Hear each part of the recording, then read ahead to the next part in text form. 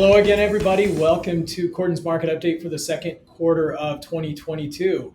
In this market update, we're going to hit everything you need to know to get you up to speed on what happened in the market last quarter.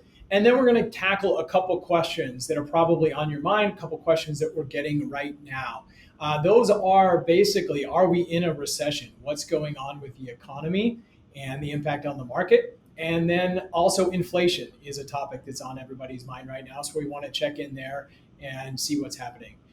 That's a good reminder. We love to answer your questions in these market updates. So if you have any questions, easiest way to submit those is just to reply. You're probably watching this video or getting this video via email. So just reply to that email with questions and we'd love to tackle them there. So with that context, let's jump into it.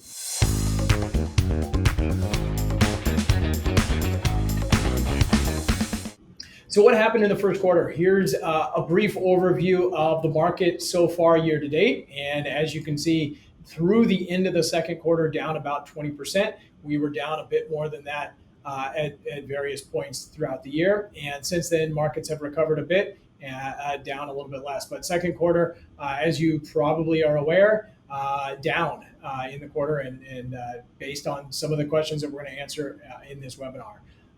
Diving in a little bit deeper, basically down across the board. So the U.S. market was down, international market and emerging markets were down as well in the quarter, albeit just a little bit less than here in the U.S. Real estate down and bond market down as well. And bond market, remember, typically is going to move inversely to interest rates. So interest rates were up in the quarter, bond markets down in the quarter. Diving into each of these markets individually, here in the U.S., value tended to outperform. Both large value and small value outperformed various other areas of the market, growth being some of the worst performing areas of the market in the quarter. And just as a reminder, the U.S. stock market makes up about 60% of the equity markets, the stock markets across the globe. International, these are developed markets, so think Europe, think Japan primarily, make up a lot of the developed markets across the globe, and this makes up about 30% of the stock market. And here, again, kind of similar thing, value outperformed the market in general. Here in the international, the other interesting thing that happened in the quarter that you can see here is U.S. returns to a U.S. investor lower than local currency returns. And this is all due to the fluctuation of exchange rates. The dollar was strong in the quarter, has been on a pretty strong run in the quarter, and that hurt international returns. Now, this is something that wouldn't necessarily be expected to continue forever. Currencies kind of ebb and flow, but as the US dollar gets stronger, that's going to hurt international returns and vice versa. If the US dollar weakens, that's actually a benefit to international investments as they're denominated in a different currency. Emerging markets, repeating the same thing here, value outperformed, US dollar strengthening hurt emerging market returns in the quarter. Emerging markets make up the rest of the global market cap, about 12% of the global stock market. Commodities have been on a strong run for about 6 months, but that reversed in the second quarter. So as you can see kind of in the lower left of this chart, over the quarter, commodities in aggregate were down about 5%. That is pretty widespread among the metals, the industrial metals, and even silver, copper, zinc, nickel down in the quarter, and a lot of different grains. So whether that's sugar, whether that's wheat, whether that's corn, etc., down in the quarter. Now, oil, gas, still depending on which you're looking at, a lot of those were still up in the quarter. And so far in Q3, we've seen some of those weaken a little bit. So overall, commodities have been on a tear that fell off in the second quarter, and that potentially could mean good things for inflation going forward. Okay, that's a quick check-in on what happened in the second quarter. Now let's dive into some of the questions, some of the things that we're hearing, some of the things that are on people's mind. First question here is, are we in a recession? Now, typically kind of the rule of thumb definition of a recession is 2 negative quarters of GDP growth. And we had a negative GDP growth in the first quarter. Question is, are we going to get that in the second quarter? Here into this week, I'm recording this on Tuesday into the week. We're going to get preliminary GDP numbers, and it looks like we could potentially have a second consecutive quarter of negative GDP growth. So the Atlanta Fed does something called GDP Now, where they estimate GDP growth in kind of real time. And what their model says is we're going to get another quarter, a second consecutive quarter of negative 1.6% GDP growth. So rule of thumb definition kind of says we are in a recession. Now, that doesn't technically mean that we're in a recession. It's a little bit more complicated than that. The National Bureau of Economic Research, basically a team of economists get into a room, looks at a number of different factors, including GDP growth, and kind of determines whether or not we're officially in a recession and the dates, the timing of that. But while GDP growth looks like it's going to be potentially negative, there are some stronger spots in the economy. And basically, if we are in a recession, it's a pretty strange recession. So unemployment typically starts to trend up in a recession, obviously, and even leads that a little bit. And what you can see here is the unemployment rate has been low this year, remains low. It's actually dropped some this year. So that's not typically indicative of a recession. Personal consumption, spending by individual consumers remains pretty strong. It's dropped off from the huge spike in 2021, but it remains running strong.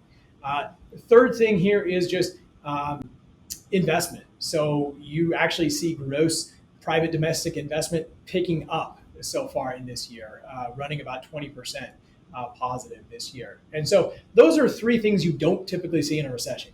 You usually see employment weakening. We're actually seeing expanded job growth. The numbers are still coming in positive. Unemployment rates staying stable or dropping this year.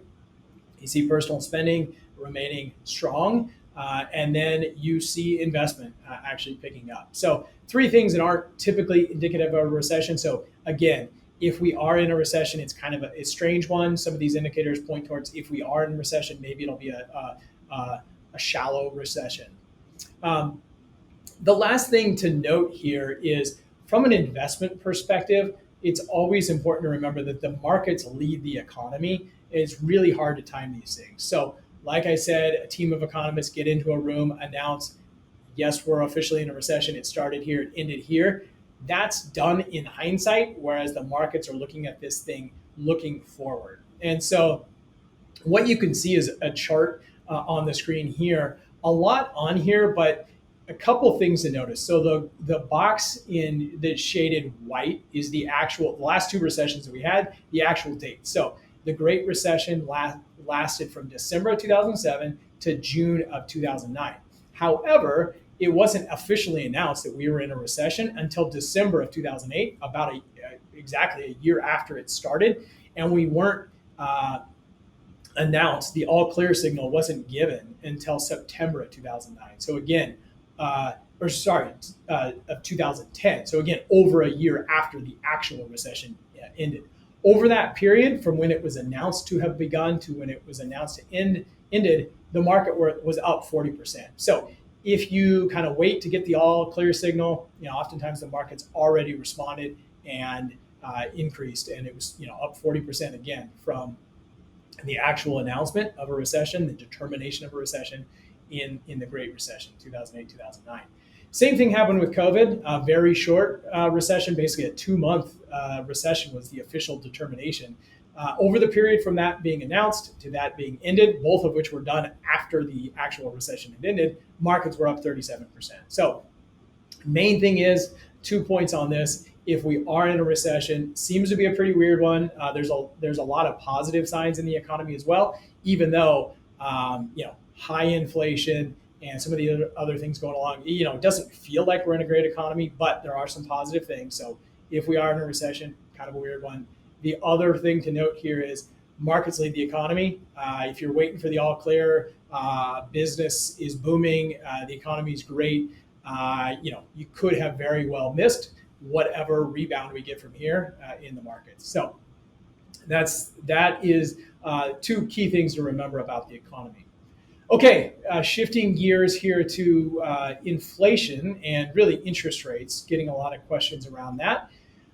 First of all, inflation continues to run high. So we got a 9% CPI, Consumer Price Index inflation number from last quarter, which is obviously high.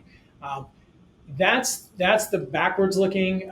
Forward looking, from a market perspective, inflation expectations have been going down. So here's a chart of 5-year, basically inflation expectations, or the market predicted inflation over the next 5 years.